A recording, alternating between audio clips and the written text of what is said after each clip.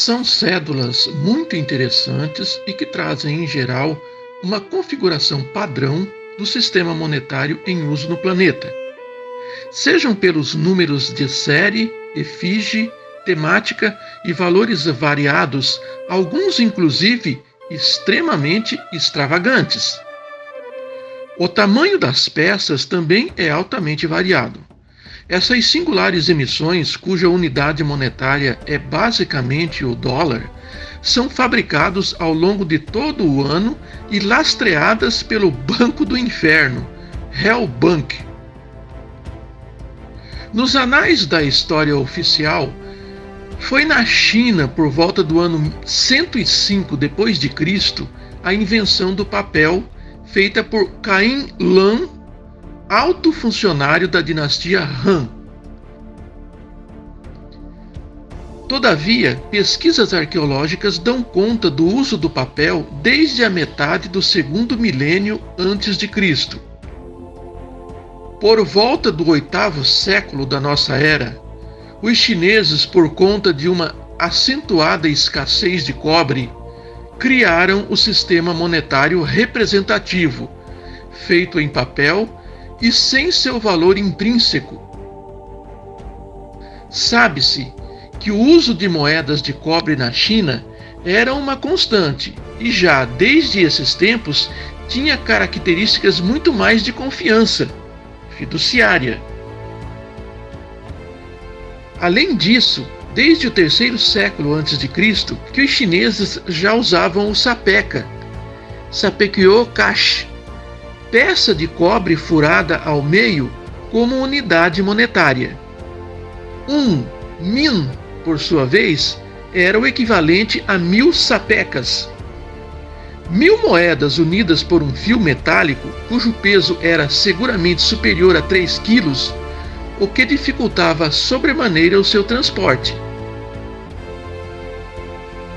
Por conta disso, no 8º século depois de Cristo, já existia a moeda volante, feijian, que era um bônus, algo como letras de câmbio, para representar as moedas dos comerciantes que confiavam seus capitais ao poder imperial que os emitia.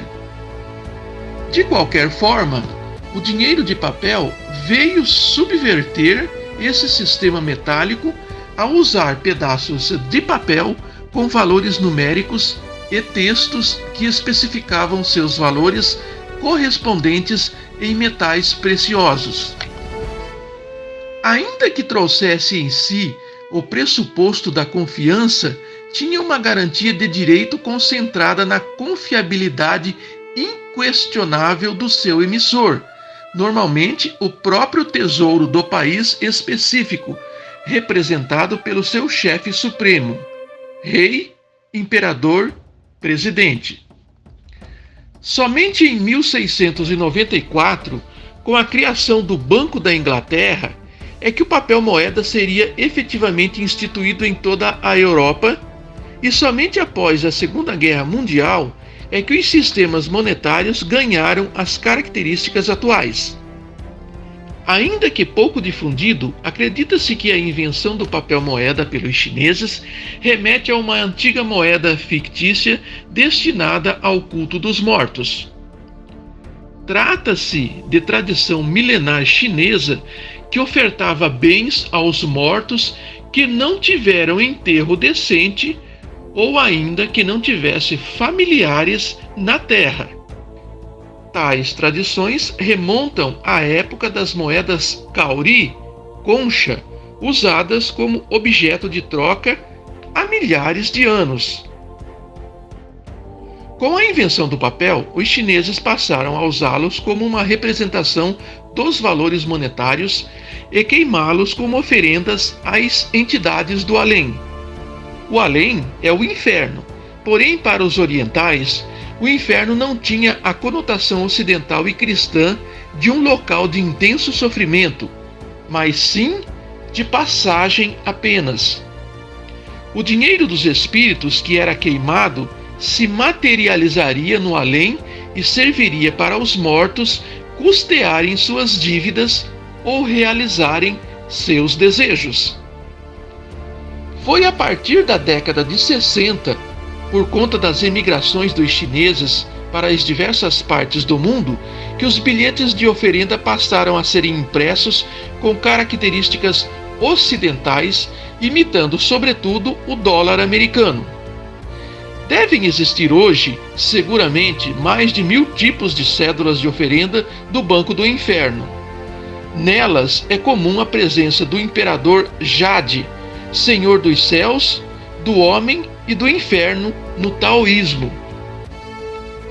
Ainda que o culto dos mortos remonte a milênios, há uma lenda que cita o imperador Taizong como o matador do rei dragão.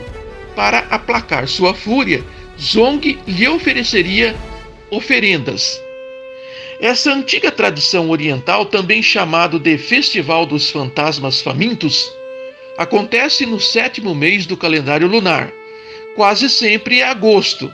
As festividades duram 29 dias e, ainda que sejam tradicionalmente chinesas, é em Penang, na Malásia, que o evento ganha áreas de espetáculo grandioso. Ainda que para nós isso possa parecer uma espécie de sacrilégio, é importante lembrar que tais tradições são originárias do budismo e do taoísmo. As cédulas do inferno, mesmo que fictícias ou sem valor comercial, podem fazer parte de um acervo numismático a título de curiosidade ou variantes, ainda que indiretamente ajudam a contar a história da numismática mundial.